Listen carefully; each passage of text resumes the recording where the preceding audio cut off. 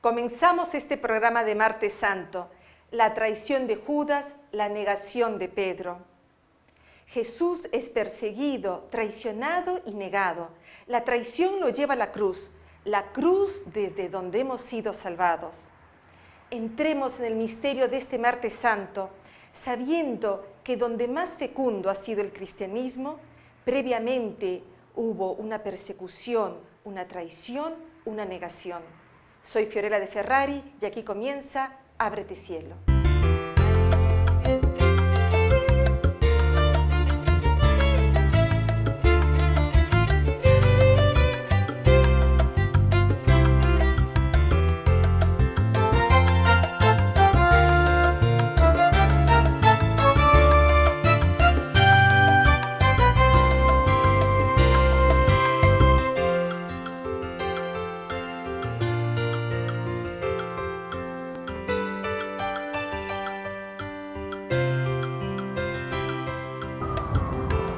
Ábrete Cielo. Amigos de Ábrete Cielo, estamos aquí en esta Semana Santa, estamos transmitiendo para ustedes, no estamos transmitiendo para ustedes, estamos haciendo un programa para ustedes desde Jerusalén. Estamos aquí con Oscar Silva, que inmediatamente nos pasa a decir dónde estamos, Oscar Silva, en este lugar. Estamos frente a las murallas de Jerusalén. Yo creo que han visto una toma de estas murallas y estamos también al otro lado del Valle del Gimón o Ginón, que es un valle que se encuentra con el Valle del Cedrón o el torrente Cedrón. Estamos cerca del monte Sión. En esta zona, un poco más allá, se encuentra el cenáculo y la iglesia de la Dormición de la Virgen. Estamos en este lugar, vamos a hablar de esta palabra de Dios que es Judas, su traición, y Pedro con sus negaciones a Jesús. En verdad os digo que uno de vosotros me entregará. Los discípulos se miraban unos a otros sin saber de quién hablaba. Uno de sus discípulos, el que Jesús amaba, estaba a la mesa al lado de Jesús. Simón Pedro le hace una seña y le dice: pregúntale de quién está hablando. Él, recostándose sobre el pecho de Jesús, le dice: Señor, ¿quién es? Le responde Jesús: es aquel a quien dé el bocado que voy a mojar. Y mojando el bocado lo toma y se lo da a Judas, hijo de Simón Iscariote. En cuanto tomó Judas el bocado, salió. Era de noche. Simón Pedro le dice: Señor, ¿a dónde vas? Jesús le respondió: a donde yo voy, no puedes seguirme ahora. Me seguirás más tarde. Pedro le dice: ¿por qué no puedo seguirte ahora? Yo daré mi vida por ti. Le responde Jesús: ¿quedarás tú tu vida por mí? En verdad te digo, no cantará el gallo antes que tú me hayas negado 3 veces. Esta es una palabra impresionante para la historia, porque Judas es un personaje que se hace presente en todo momento en la historia de la humanidad, porque el Evangelio se cumple en toda generación. Esto es una cosa impresionante. En Cristo los cristianos, a través de la historia, o Cristo en los cristianos, a través de la historia, van cumpliendo la misma misión que Cristo ha cumplido cuando ha venido, cuando se ha encarnado y cuando ha vivido esta pasión aquí en Jerusalén. A lo largo de la historia, la iglesia también vive o en sí misma se realiza lo que en Cristo se ha realizado. Dicho de otra forma, completamos en cada generación los sufrimientos de Cristo. La iglesia completa los sufrimientos de Cristo, porque lo que falta de los sufrimientos de Cristo es justamente lo que en esta generación la iglesia debe vivir. En ese sentido, hoy día muchos hombres, igual que Judas, Judas ha caminado con Jesús, Judas ha escuchado la palabra de Jesús, Judas ha sido considerado un amigo de Jesús. De hecho, cuando lo vende con un beso. Es una cosa impresionante. Esta palabra significa que muchos hombres a lo largo de la historia cumplen con esta misión de Judas, que es la de entregar a Cristo, de traicionar a Cristo, de traicionar a la iglesia. Esta no es una palabra que está lejos de nosotros. De hecho, si uno ve el mundo como está hoy día, como muchos hombres que han recibido la fe, muchos hombres que están en la iglesia, y no muchos hombres, naciones enteras. Hoy día estamos viendo cómo hay una apostasía verdaderamente, una traición a la iglesia, a las tradiciones cristianas, por parte de naciones enteras. Si vemos lo que está sucediendo en Europa. Y esto muchas veces con la complacencia o con el apoyo de muchos de nosotros, que por temor o por interés traicionamos al Señor. Participamos de la traición. Participamos de la traición. Hoy día hay muchas naciones en las cuales se dictan leyes que son apoyadas por legisladores que son cristianos, que son católicos. O por lo menos se denominan católicos. O se denominan católicos, o que han recibido una tradición católica. Y de pronto también esto nos puede pasar a todos nosotros. Puede estar muy cerca nuestro esta situación de traicionar a la Iglesia cuando, por ejemplo, no nos interesamos por las palabras del magisterio, por las palabras de los obispos, o cuando cuestionamos el actuar de los obispos, el actuar del Papa. Exacto. Esta es una cosa que está muy latente en nosotros. Y dice esta palabra una cosa muy profunda. Dice que cuando Jesús le da un bocado a Judas, entra el demonio en Judas. Entra el demonio. Hoy día estamos asistiendo a esto, porque el demonio está actuando en la historia. El demonio no deja de actuar en la historia. Es aquel que nos confunde, que nos tergiversa las cosas. El demonio siempre lo que ha hecho ha sido mentir, mentir, y por lo tanto engañarnos. Yo he escuchado en algún momento de mi formación cristiana una interpretación de esta misión que tiene Judas, que es precipitar el prendimiento de Jesús y por lo tanto precipitar su pasión. Y lo sorprendente es que Jesús está consciente de esto e incluso le dice a Judas: lo que tienes que hacer, hazlo. Al final de este evangelio, lo comentaremos ya en la parte del programa que viene, ha sido Pedro el que audazmente le ha dicho: yo, Señor, te seguiré a donde vayas. El hombre realmente no se conoce a sí mismo, no se conoce a sí mismo. Y tiene que ser el Señor el cual, a través de la historia, de los acontecimientos, nos vaya revelando quiénes somos. Necesitamos muchas veces de acontecimientos contradictorios. En este momento hay unas sirenas que suenan aquí en Jerusalén. Está muy bien, está muy bien. Está muy bien. Hay que hablar fuerte. Estamos invadidos de muchos ruidos que de repente nos distraen, nos perturban. Pero el corazón del hombre, es que yo creo que sigas por ahí, o sigo yo con eso, porque yo creo que es muy importante esto. Porque, hermanos, ¿por qué Dios permite que Pedro lo haya negado? Hay algo más doloroso porque Dios que alguien permite te que niegue. Judas lo haya traicionado. Claro, pero Pedro, al que él constituir la iglesia, Pedro que será un impetuoso, que quiere dar la vida por Jesucristo, y sin embargo Jesucristo tiene que ponerlo en su realidad.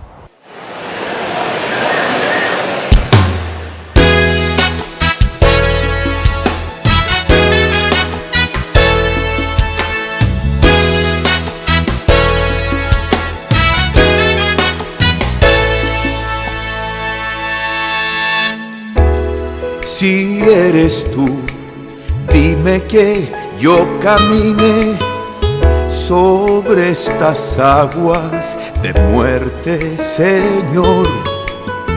Dame tu mano si me ves con poca fe, si me hundo en desconfianza, haz que en ti pueda creer.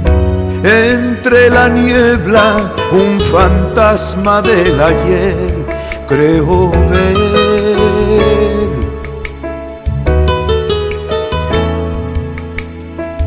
Si eres tú, aquí estoy esperando ver en la noche tu imagen, Señor. Solo con verte cruzaré la tempestad, pues si miro hacia mí mismo, quedaría bajo el mar, viendo tu rostro sobre el agua caminar, caminar.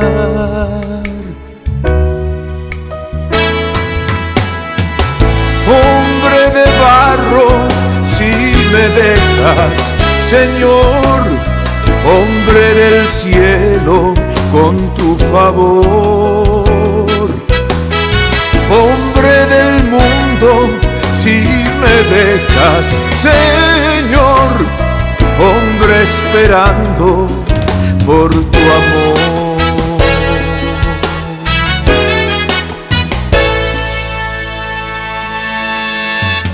Si eres tú, a pesar del abismo, sé que tú llevas mi vida, Señor, pero este miedo que me esconde la verdad dice que eres espejismo, que no hay nada más allá.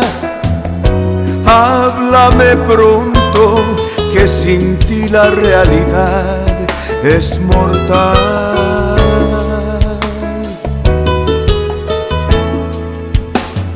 Si eres tú, hazme ver tu semblante, porque mis ojos no entienden, Señor.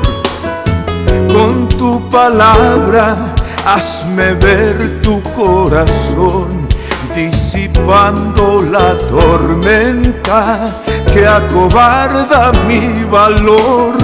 Abre mis ojos con tu espíritu de amor, oh Señor, oh Señor, oh Señor.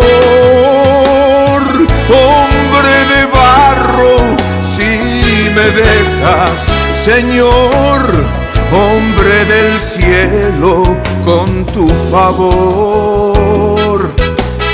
Hombre del mundo, si me dejas, Señor, hombre esperando por tu amor.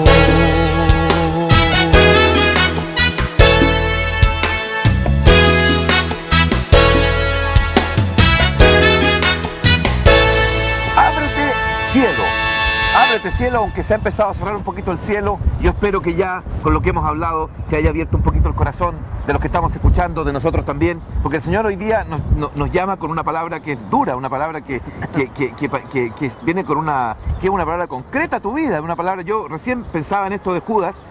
Judas, Dios le ha dado un bocado y ha entrado Satanás en él. Sí. Y una vez alguien me dijo una cosa muy linda que se la puede contar. ¿Se la puedo contar? Puede contar. Sí, te la puedo contar. Una vez alguien me dijo, porque yo me escandalicé de una situación que había en la iglesia, qué sé yo, y me dijo, mira, alguien me dijo una cosa muy linda. Si Dios saca de tu mano, saca su mano de la cabeza, así tanto de ti, tú cometerías pecados 10 veces peor que esa persona.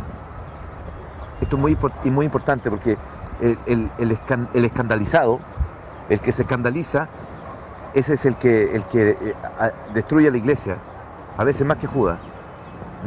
Ya dije que no estoy defendiendo a Judas, pero es importante, porque cuando tú te escandalizas, pero como Dios es bueno, ¿qué es lo que hace Dios cuando tú te escandalizas? Cuando yo me escandalizo. Cuando yo me escandalizo, ¿qué es lo que hace? Que yo tengo que pasar por el mismo pecado que ha pasado aquella persona de la cual yo me he escandalizado. Como ¿cómo se llama? ¿El publicano, el pecador? ¿Cómo se llama? El fariseo del publicano. El fariseo decía, no, yo no soy como ese. Yo no soy como ese. Aquí hay un secreto tremendo. Si hay alguien en la faz de la tierra de quien tú te sientas superior, tú no puedes ser cristiano. Yo no puedo ser cristiano. Imagínense la lucha que tengo yo cada rato si yo me siento superior a todo el mundo muchas veces, porque el demonio me tienta con eso. Pero ¿cómo tú aguantas eso si mira ese es un qué sé yo, un barrendero, si tú te crees superior al barrendero, no puedes ser cristiano, no puede entrar en ti Jesucristo, porque Cristo siendo Dios se ha hecho el último. Y aquel que se hace último es el que puede ser Cristo en el mundo. Porque nosotros estamos contenidos por Dios. Aunque a ustedes les parezca que no, estamos contenidos por Dios. Y si Dios me saca la mano de la cabeza, el demonio entra en mí. El demonio entra en mí inmediatamente. Porque el demonio es uno que odia al hombre. Porque el demonio, porque si no hablamos del demonio, me acuerdo que una vez se enojó conmigo una persona porque hablaba del demonio y me dijo, no, el demonio ni siquiera existe. Otro personaje me dijo, no puedes hablar siempre del demonio. No, yo no hablo siempre del demonio, pero sí. Si no hablamos del demonio, entonces Jesucristo sería un paranoico, porque vino a decir que Él venía a luchar contra el demonio, que Él venía a destruir la obra del demonio. Las obras del demonio, a desenmarañar las intríngulis del demonio. Entonces, claro, por el demonio entró el pecado en el mundo. Claro. Entonces, y tiene que venir del cielo el Señor a dar este combate contra el demonio. Claro, y el demonio es uno que te odia a ti. Por eso el aborto, por eso la eutanasia. Porque cuando se comete la eutanasia, se destruye la imagen, el cuerpo de Cristo, se destruye la persona humana, que Cristo se ha hecho cada persona humana. Cristo es Dios, Cristo ha tomado la naturaleza humana y la ha hecho divina, le ha puesto en sí la trascendencia plena. Y el demonio odia eso, porque el demonio es una criatura de Dios y no puede llegar a ser hijo de Dios. Y el demonio sabe lo que tú puedes llegar a ser hijo de Dios y él no puede. Por eso odia al hombre. Por eso tiene que destruir al hombre. Y como no puede destruir a Dios, tiene que destruir a Dios en ti. Quiero profundizar en este tema de la glorificación de Jesús. Cuando Judas sale, inmediatamente Jesús dice, el Hijo del Hombre ha sido glorificado y Dios va a ser glorificado en él. Y Dios le glorificará. Esta es una cosa bellísima, porque Jesucristo, ha dado gloria a Dios en esta obediencia preciosa a su Padre hasta la muerte. Porque Jesús, pudiendo haber evitado esta pasión que se va a desencadenar, todo este sufrimiento por el cual va a pasar, pudiendo haberlo evitado, no lo ha evitado, porque él tenía muy claro que tenía que hacer la voluntad de su Padre. Y Dios ha visto esto como una cosa bellísima, por eso Dios lo ha glorificado, y lo ha glorificado con la resurrección. Nosotros los hombres, para nosotros los hombres, esto es lo que quiero decir, es muy difícil comprender esto en profundidad. Necesitamos realmente que el Espíritu Santo con sus 7 dones nos inunde de sabiduría, de ciencia, de inteligencia, para poder realmente comprender el misterio de Cristo. Sin embargo, el misterio de Cristo, que es una cosa incomprensible, gracias al Espíritu Santo, cualquier hombre, por sencillo que sea, incluso por ignorante, muchas veces por inculto que sea, porque esto no se trata de tener mucha cultura. De hecho, dice Jesús que Dios ha escondido estas cosas a los sabios y a los inteligentes. No se trata de inteligencia. La comprensión de esto es un misterio, porque es muy difícil comprender cuál es el plan que Dios tiene. De hecho, Judas y Pedro no han comprendido el plan de Jesús. Han estado con él 3 años caminando, le han escuchado decir cosas impresionantes, han estado viendo los milagros que Jesús ha realizado y al final no han comprendido lo que Jesús quería decir. El último milagro que Jesús realiza antes de padecer es la resurrección de Lázaro, que en algún programa creo lo hemos comentado, lo comentaremos. Esta resurrección de Lázaro ha desencadenado en el sumo sacerdote y en todos los importantes de Jerusalén, ha desencadenado la voluntad de matar a Jesús, porque han dicho, es mejor que muera un hombre que no todo el pueblo, porque veían que todos se sumaban a Jesús, como hacían milagros sorprendentes, este milagro impresionante, resucitar un muerto, no solamente un muerto, sino un muerto que ya huele, 4 días enterrado. Entonces, deciden matarlo. Es necesario que un hombre muera, porque tal vez pensaban, seguramente pensaban, que si veían que Jesús llevaba a tanta gente tras sí, tanta gente le seguía, esto podrían los romanos que habían invadido Israel, el imperio, podían ver esto como una revolución, como una revuelta, y por lo tanto, por culpa de Jesús podrían morir muchos. Esto es seguramente una forma que podemos interpretar esta palabra. Seguramente Judas pensaba, y esta es una interpretación que también yo he escuchado de parte de la iglesia, de algunos teólogos, seguramente Judas pensaba que si vendía a Jesús, Jesús iba a verse obligado a manifestarse como el Mesías, como aquel que venía a liberar a Israel de la opresión, a liberar a Israel de la ¿cómo se llama? De la invasión, del dominio de los romanos. Claro. Tenía a lo mejor este propósito. Claro, era inteligente, de hecho. O sea, razón. Tengo que precipitar este momento para que aprecien a Jesús. Y dice, bueno, Judas no ha comprendido cuál es la misión de Jesús en el mundo. Muchos hombres no comprenden cuál es la misión. Yo también he estado mucho tiempo metido, por ejemplo, cuando era joven y pensaba que verdaderamente Jesús o la iglesia tenía que estar al servicio de la justicia y de construir en este mundo el reino de Dios, construirlo a través de la política, de la economía, de imponer de alguna forma un reino de justicia y de paz, pero imponerlo casi por la fuerza. Y esto puede ser una postura también de Judas, porque cree que el problema es resolver los problemas del mundo hoy día. Una de las situaciones que ha llamado nuestra atención en Tierra Santa es el éxodo de los cristianos de Belén. Para conocer de cerca esta realidad, a través de los padres franciscanos, hemos conocido a quien nosotros hemos llamado José de Belén. يا قديسة مريم يا والدة الله صلي لأجلنا نحن الخطاء الآن وفي ساعة موتنا آمين بسم الآب والابن والروح القدس الله الواحد آمين.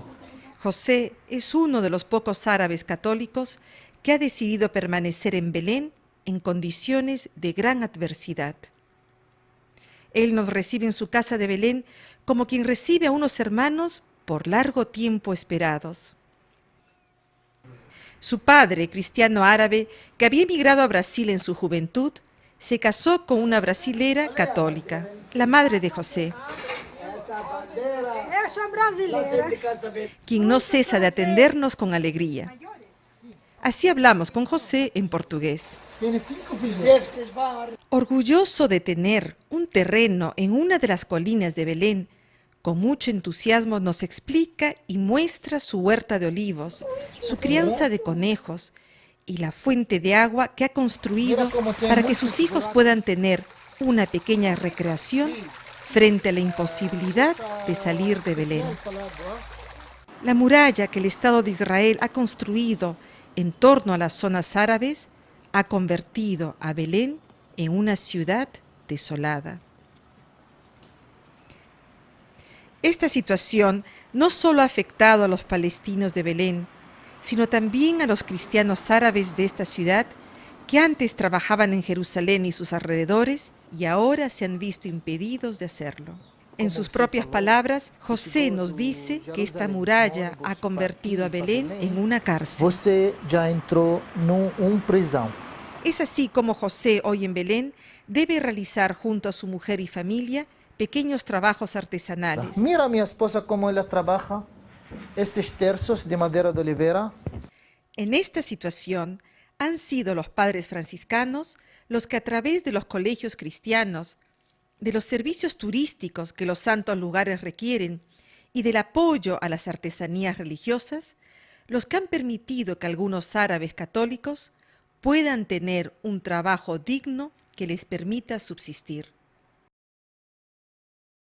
Por ser los lugares santos hoy una esperanza de subsistencia, José, conocedor de ellos, nos invita a recorrer el santuario de la Natividad de Belén. Como quien se siente en su propia casa, José nos conduce con toda autoridad y propiedad por este santo lugar. Nos lleva por accesos restringidos al público y atravesando patios, capillas, sacristías y laberintos, nos introduce finalmente a la gruta donde Jesús ha nacido. Es conmovedora esta forma de visitar la gruta de Belén. José nos ha permitido recorrer este santuario como si fuera nuestra propia parroquia. Por un momento nos hemos sentido como en casa. Finalmente, hemos querido compartir con José y su familia un momento de intimidad. Es cuando José nos invita a no abandonar a los cristianos de Belén y de toda la Tierra Santa. Ellos ven que la mejor manera de ayudarles es peregrinando a Tierra Santa. Cada peregrino es un signo de esperanza que permitirá a estos hermanos árabes católicos que por generaciones han permanecido en Tierra Santa mantener la presencia de Cristo en su propia tierra. من بيت لحم من الأراضي المقدسة جوزيف حزبون حتي بوجه كلمة ونداء لكل واحد تلحمي ما ينساش أرضه ووطنه ورزقاته ويحن شوي على أرض جدوده لأنه الأرض عمالة بتنادي بكفيكم غربة. احنا عمالنا بنشوف شو عماله بيصير فيكم غاد. بكفيكم غربة. تعالوا اقعدوا في رزقاتكم زي ما بيقولوا. وانا بوجه كلمتي مش للجيل الجديد، للجيل العتيق. وبشكركم كتير.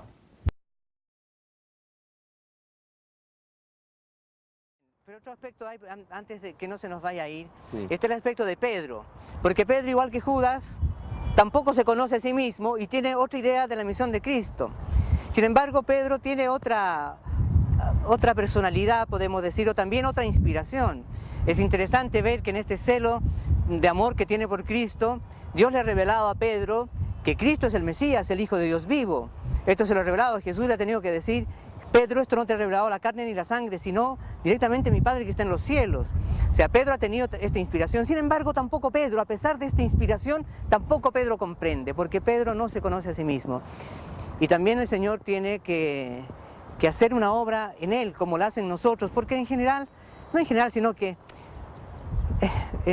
concretamente el hombre no se conoce a sí mismo. Dios, o sea, sin Dios es imposible conocernos, sin Cristo es imposible conocernos. Sin Cristo en el corazón no. Porque el hombre piensa, y sobre todo también nuestra cultura del mundo de hoy día piensa, que el hombre es capaz de hacer el bien, que el hombre es capaz, como dice Pedro, maestro, yo daré la vida por ti. O sea, el mundo cree, los hombres creen que es posible que el hombre con su propio esfuerzo pueda construir una sociedad de justicia, de bien, que el hombre pueda dar la vida a los demás. Sin embargo, esto, si uno lo ve a través de la historia, ha sido imposible. El hombre no puede hacer el bien, como Pedro no podía negar a Jesucristo.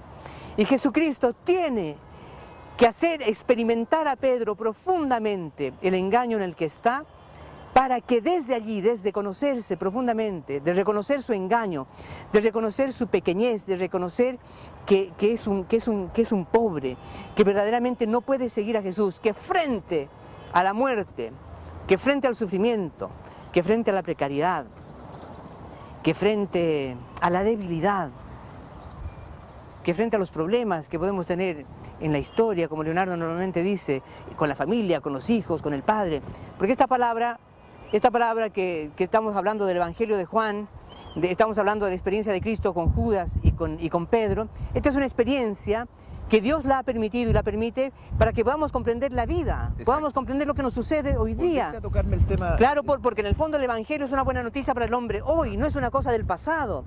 Pedro, Juan, Santiago, los apóstoles, Judas, todos somos nosotros también, que viene Dios a realizar con nosotros. La palabra de Dios es una palabra viva, Cristo está vivo, está resucitado, está actuando hoy día en el mundo. Y si pudiéramos lograr transmitir que los hombres de nuestro tiempo comprendieran esto y por lo tanto pudieran ver que esta es nuestra historia, nuestra propia historia, cómo Dios en Pedro ha hecho una historia bellísima para ti, para mí, para que nosotros sabiendo la historia de Pedro nos conozcamos. Esa es la clave. Viste que tú